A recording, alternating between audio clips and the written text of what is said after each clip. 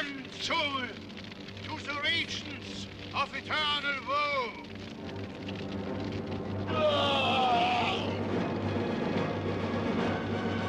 He's running for her! Look!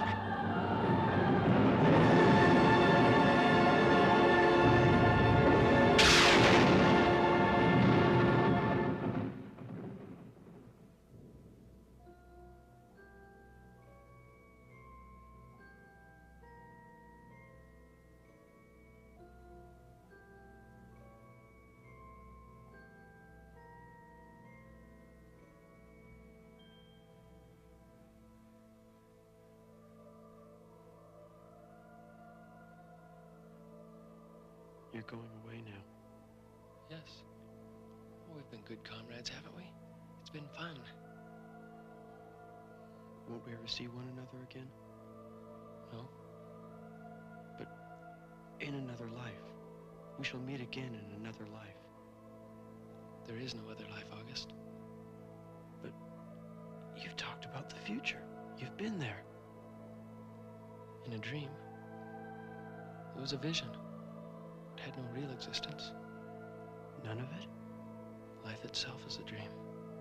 God, man, the sun and moon and stars, it's all a dream.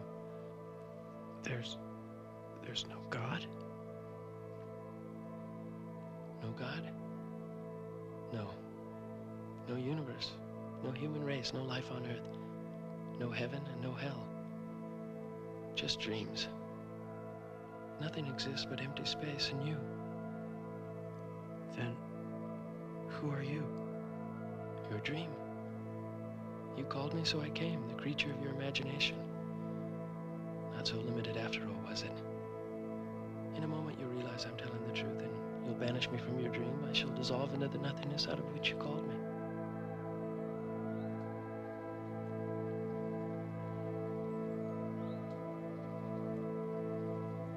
You see, you do believe me. You're free now, August. A free man.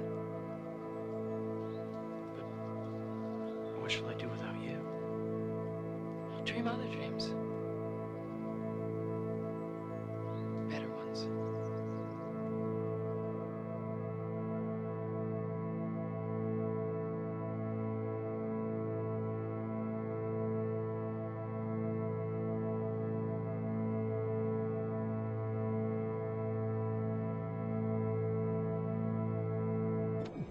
Life itself is only a vision, a dream. Nothing exists save empty space and you. And you are but a thought.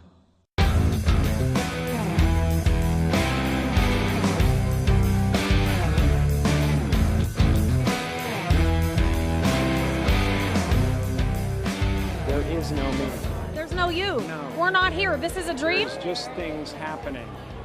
And there are clusters of tetrahedrons moving around together. Clusters of tetrahedrons moving around together. It's not our world. None That's of the this is key. real? Nope. So you're just passing We don't through. matter. We don't matter. Oh, wow. There's the good news. Every cell of your body is God. Everything is God. Everything is divine. So, Dr. Newman, you're saying that everybody wears a mask? That's correct, Wendy. We all wear masks, metaphorically speaking. That's correct, Wendy. We all wear masks, metaphorically speaking. Welcome to the mysterious stranger. Hello. Who are you? An angel. What's your name? Satan. It is the world that has been pulled over your eyes to blind you from the truth. What truth?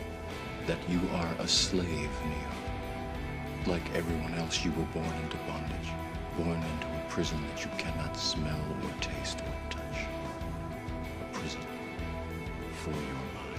I believe we're a field of energy dancing for itself. It's a giant, field of consciousness dancing for itself. We're energy. We're one giant field of energy dancing for itself. They talk about omnipresence in church, and nobody really thinks about what that means. What it means is every cell of your body is God. Everything is God. Everything is divine. You take the blue pill, the story ends. You wake up in your bed and believe whatever you want. You take the red pill, you stay in Wonderland, and I show you how deep the rabbit hole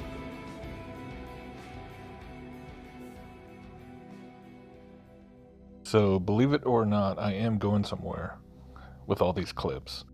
That opening piece was from a movie production of a Mark Twain story made in the 1980s called The Mysterious Stranger. And it's based off of a short story that he wrote like 3 or 4 versions of in the late 1800s called The Mysterious Stranger, or Number 44, The Mysterious Stranger. And then there's this claymation thing that was also made in the 1980s that called The Adventures of Mark Twain, where the writer took like different vignettes, supposedly like different short stories from Mark Twain, and pieced them together in this weird claymation adventure featuring these 2 kids and Mark Twain. And in the original story, the character is actually this guy named Satan, who's supposedly the nephew of the actual Satan, but he's like good and not evil. And so, yeah, it's a really bizarre, and, the claymation one is just disturbing. And I know a lot of you have probably seen it, but when you really go back and read the broader story and how it's all about how this Satan, who's the nephew of Satan, is able to... It's set in this medieval town in Austria, and there's like witch burnings and things like that going on, and he goes in to like save these boys or reveal himself and sort of show them his powers. And that's what you see at the beginning there, where he stops this witch burning from happening and he can just make the whole thing disappear. And then what he says at the end is, that everything's a dream, everything's just a thought, nothing exists. I mean, it's amazing that Mark Twain was writing about that back in the 1800s, although not that amazing if you understand how much he was in fact also connected to, lots of esoteric and occult things that of course show up in his writing. And it's no surprise that he's so celebrated in the secular education system, the indoctrination system, and why we're all pushed to read Mark Twain as a kid, even though I don't think his stories are very good. Just like so much of what we read, growing up in school. But anyways, so you got simulation theory there, basically, and it's really interesting in the claymation one, where basically he creates this little world and all these people, and then the children are like, oh, you can make them come alive, and then, they think it's kind of fascinating, and then he just starts destroying them and killing them, and they're all like horrified, and he just says that they don't matter, they don't exist, I can create more. And at that point you start to see that it's really also kind of functioning as a demiurge kind of, archetype or representation. So in a sense, even though it's like he starts out saying, oh, I'm an angel, my name is Satan, and he's a scary guy with the morphing mask, and it can turn into a skull, but, really what they're doing is going back to this very ancient Gnostic depiction of God and flipping God and Satan around, so that God is really just this really kind of cold, heartless, malevolent being who just creates and destroys at will and has no care about anything. But then, of course, in the other portrayal, it's the Satan character is just telling the boy that, oh, I'm just a manifestation of your dreams, I'm just a projection of your consciousness, right? And you can dream up better dreams, new dreams, and there is no God and there is no universe, right? So it's all the same quantum mysticism idea, this whole idea of everything being a dream, everything being a projection, everything being a simulation. There really is everything is consciousness, right? So, we hear that being said right now by guys like Jim Carrey, and everyone just thinks he's so, becoming so enlightened and really getting it and really starting to, help preach consciousness to the masses. I mean, you hear him right there speaking the pantheistic gospel, that we're all God, we're all divine. Every cell in your body is divine. I mean, it could not be any more blatant than that he's preaching pantheism.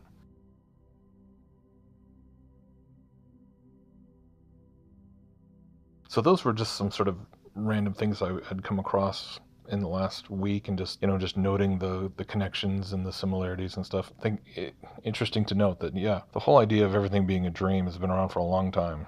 It wasn't, and so the fact that all these things are now supposedly coming out of quantum physics, and it's just kind of giving, injecting so much new life and new interest in these same ancient mystical and occult ideas is should not be surprising to anyone at this point. But what is surprising to me is that I also recently started kind of tuning back in and listening to some of the stuff that Anthony Patch has been talking about in the last 6 months or so. I hadn't really looked in on him since I did my last video where he was talking about CERN and things like that. And again, going back to the whole tetrahedrons idea, he's spouting this himself. And, it's just been a really, and it's just kind of a trip, to be honest.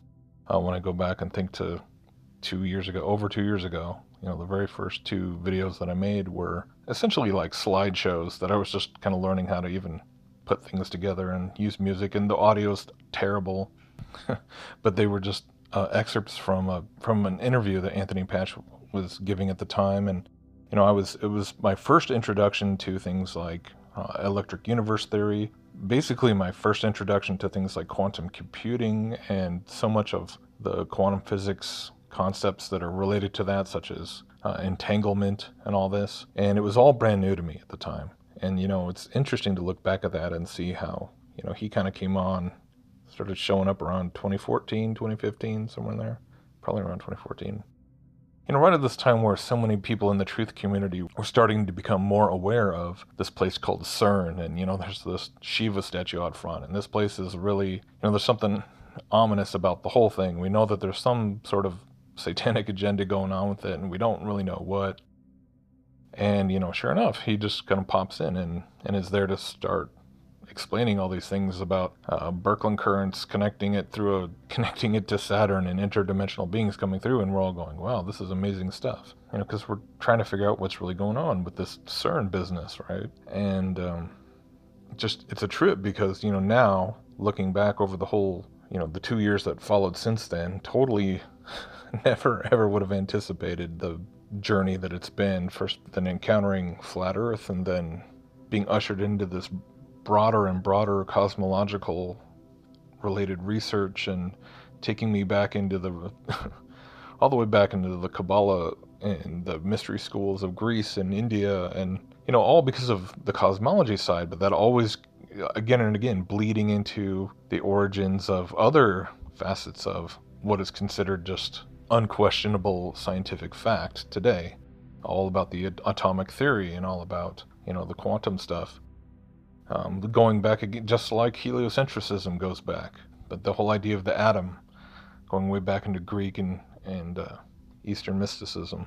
So, to the point where now, knowing what I know about the origins of all these ideas, and I think the highly, highly suspect nature of things like quantum entanglement and, spooky action at a distance, and all of the pseudoscience that is there that is propping up something that is real. It's not that I'm at this point where I'm saying, that it's all just that it's all just fake bunk science and they're not really doing anything, and, like CERN is just some hollow pit in the ground where there's nothing actually happening. But I think as I've come to understand how it all connects back to this whole simulation theory idea, that even the prophets of scientism, the Neil deGrasse Tyson, and Bill Nye and Michio Kaku and Brian, they're all pushing this whole holographic universe idea, this whole simulation theory idea. And it can work in an enclosed cosmology, in a vast Copernican cosmology, it doesn't matter, but people just love this idea so much. Jim Carrey loves this idea. The movies preach this idea.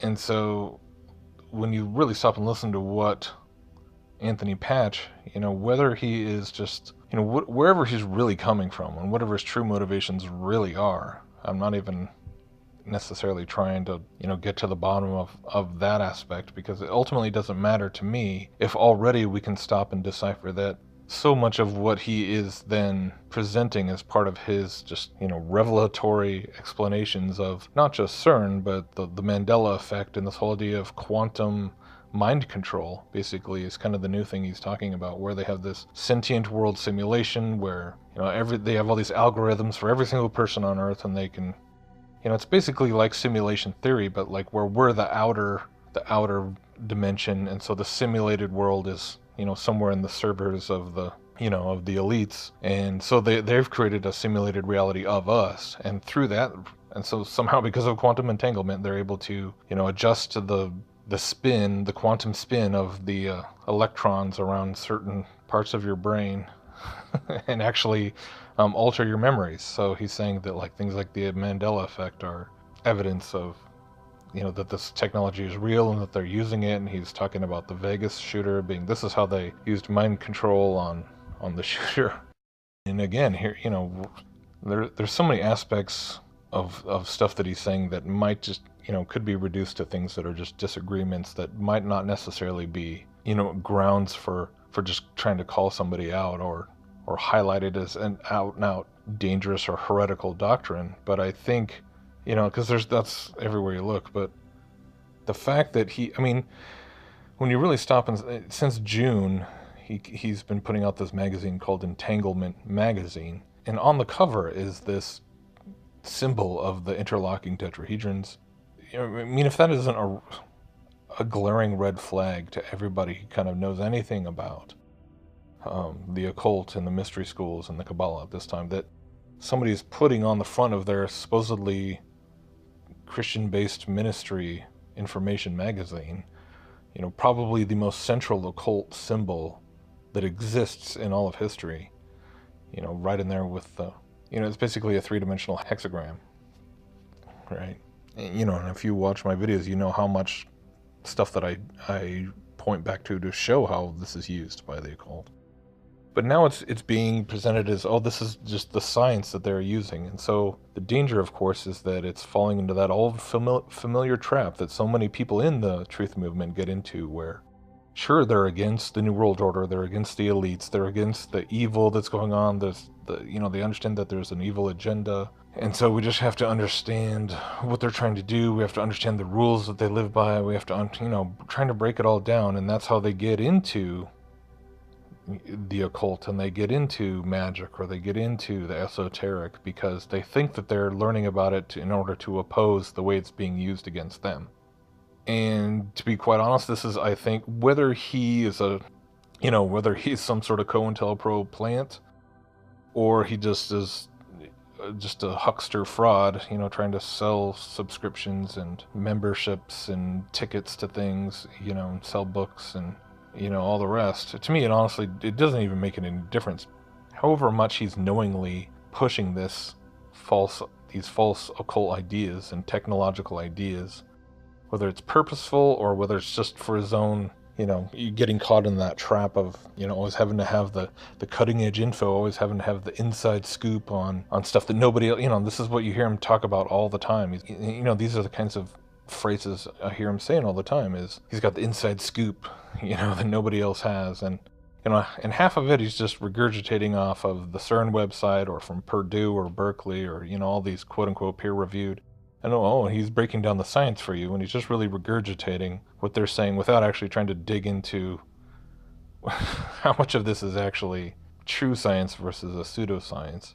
And of course, you know, if you're unwilling, and that's why again, it comes back to I'm so grateful that this whole flat earth topic and the cosmology research, you know, I don't know if my eyes would be able to be open to all of the roots of so much of this stuff if I hadn't gone through all of this. You know, I can't assume that I would.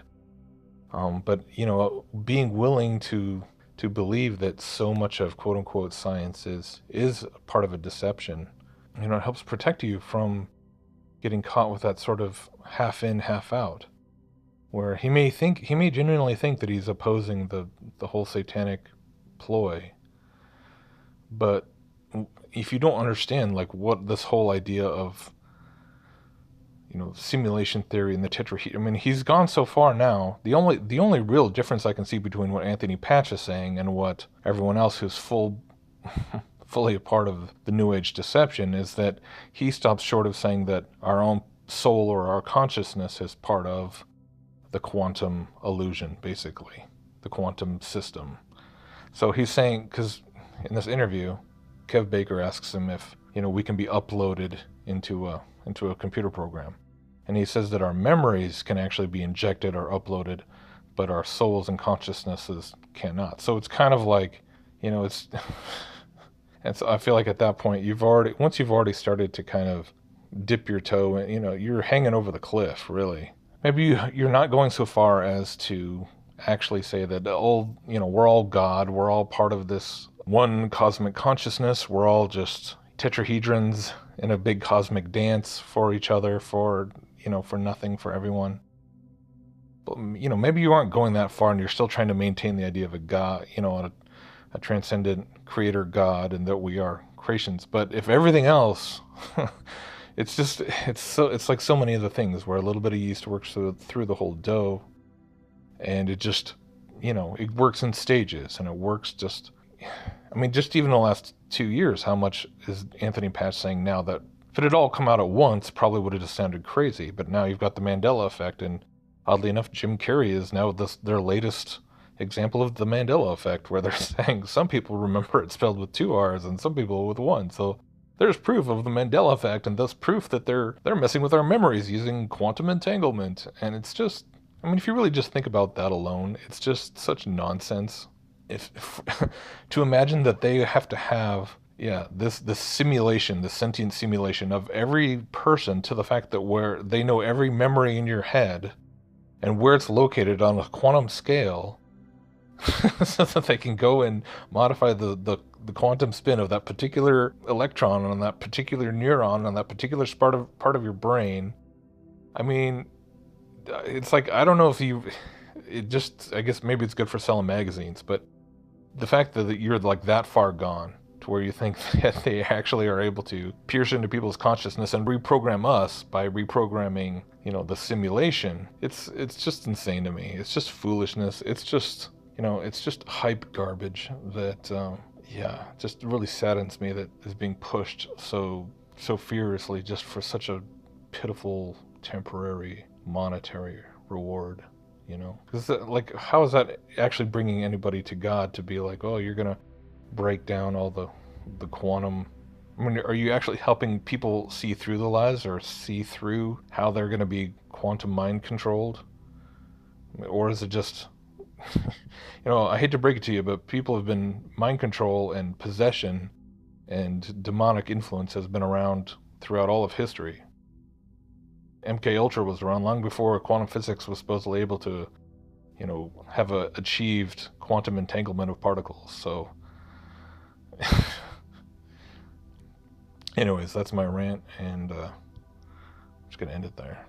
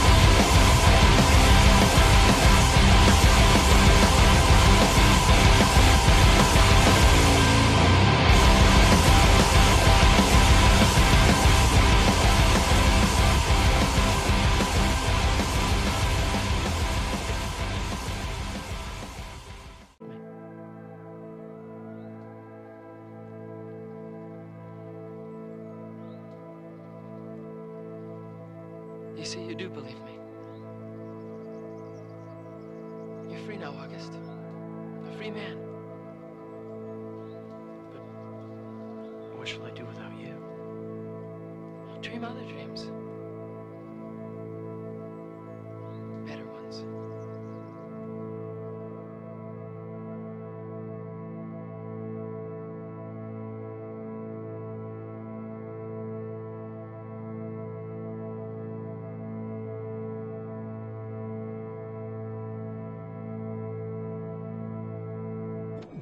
Life itself is only a vision, a dream. Nothing exists save empty space, and you are but a thought.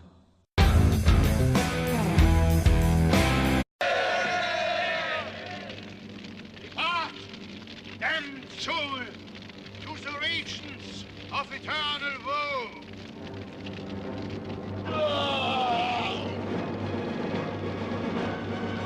He's running far! Look!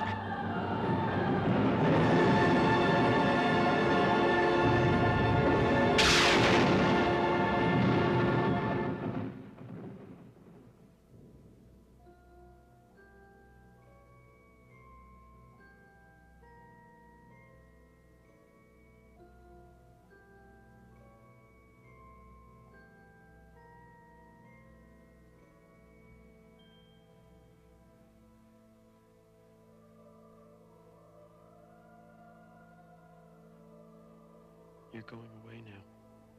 Yes. Oh, we've been good comrades, haven't we? It's been fun. Won't we ever see one another again? No. But what's your name? Satan. It is the world that has been pulled over your eyes to blind you from the truth. What truth? That you are a slave, Neo. Like everyone else, you were born into bondage. Born into a prison that you cannot smell or taste or touch. A prison for your mind. I believe we're a field of energy dancing for itself. It's a giant, field of consciousness dancing for itself. We're energy. We're one giant field of energy dancing for itself. They talk about omnipresence in church, and nobody really thinks about what that means. What it means is every cell of your body is God. Everything is God. Everything is divine. You take the blue pill, the story ends. You wake up in your bed and believe whatever you want to. You take the red pill, you stay in Wonderland, and I show you how deep the rabbit hole goes.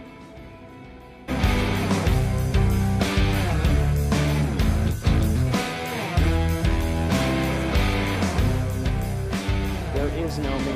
There's no you. No. We're not here. This is a dream? There's just things happening.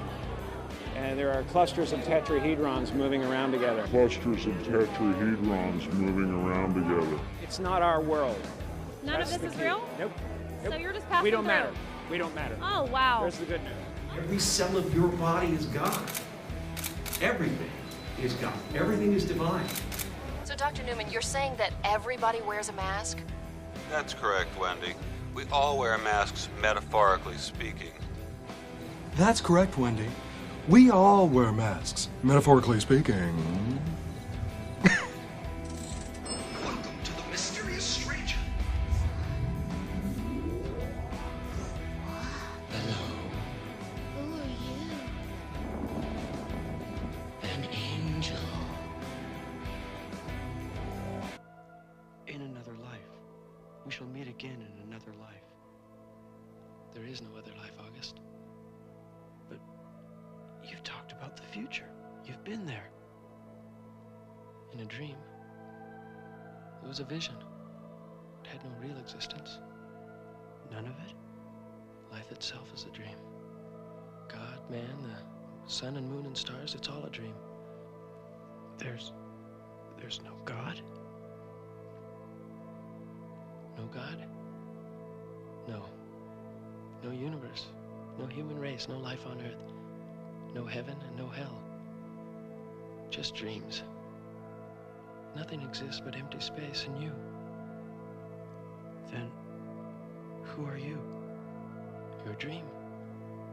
You called me, so I came, the creature of your imagination. Not so limited after all, was it? In a moment you'll realize I'm telling the truth, and you'll banish me from your dream. I shall dissolve into the nothingness out of which you called.